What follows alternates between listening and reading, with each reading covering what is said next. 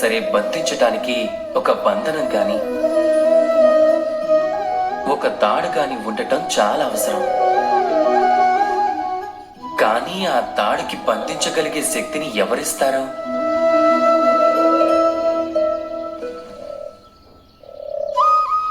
ఇవిగో ఈ దారాలు, వీటితో ముడిపడే తాడు తయారవుతుంది.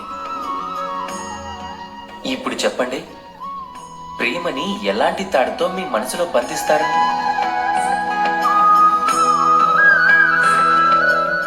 ప్రేమ బంధించబడేది విశ్వాసంతో. ఆ విశ్వాసం అనే తాడి యొక్క ఆధారం సత్యం అనే దారాలతోనే ఏర్పడుతుంది.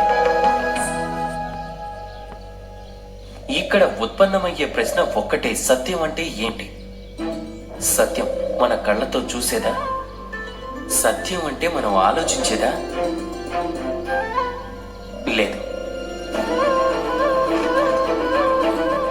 మనం దేన్నైతే విశ్వసిస్తామో అదే అసలైన సత్యం. విశ్వాసం అంటే కూడా అదే. దేన్నైతే మనం సత్యం అని భావిస్తాము.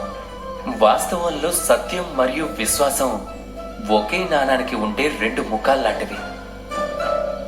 ఎక్కడ సత్యం ఉండదో అక్కడ విశ్వాసం కూడా ఉండదు. ఎక్కడైతే విశ్వాసం ఉండదో అక్కడ సత్యం తన అస్తిత్వాన్ని కోల్పోతుంది. ఎవరైనా సరే సత్యం తెలుసుకోవాలనుకుంటే విశ్వాసం ఉంచండి. లోకమంతా ప్రేమమయం అవుతుంది. అప్పుడు మనసు ఆనందంతో చెప్తుంది, రాధా కృష్ణ.